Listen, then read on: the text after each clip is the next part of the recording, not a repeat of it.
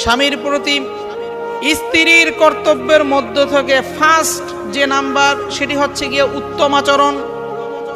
কারণ স্বামী তার কর্মস্থলে থাকে, দোকানপাটে থাকে, চাকরির জন্য অফিস আদালতে থাকে, যারা রিক্সা চালক রিক্সা চালায়, ভ্যান চালক ভ্যান চালায়, যারা মাঠে ঘাটে কাজ করে, দিন শেষে যখন রাত্রি বেলা স্ত্রীর কাছে স্বামী আসে, তখন ওই সময় যদি স্ত্রী খিটখিটে মেজাজ দেখায়, নম্র ভদ্র হয়ে যদি কথাবার্তা না বলে, উচ্ছৃঙ্খলভাবে যদি কথাবার্তা বলে, স্বামী সারাদিন ঘাম ঝরে পরিশ্রম করে, সে কাজকর্ম করে, আসছে পরিশ্রমের পরে সে এসে একটু বিশ্রামের জন্য একটু শুইবে, সেখানে গিয়েই যদি স্ত্রীর অত্যাচার সহ্য করতে হয়, তাহলে এর মতো দুঃখজনক দ্বিতীয় আর কোনোটা হতে পারে না। স্বামীর প্রতি স্ত্রীর অনেক কর্তব্য রয়েছে। কিছু কিছু স্ত্রী এমন রয়েছে, না জেনে না বুঝে এমন করে হুট করে এমন একটা কথা বলে, স্বামী নিজেকে কন্ট্রোল রাখতে পারে না। অনেক সময় দেখবেন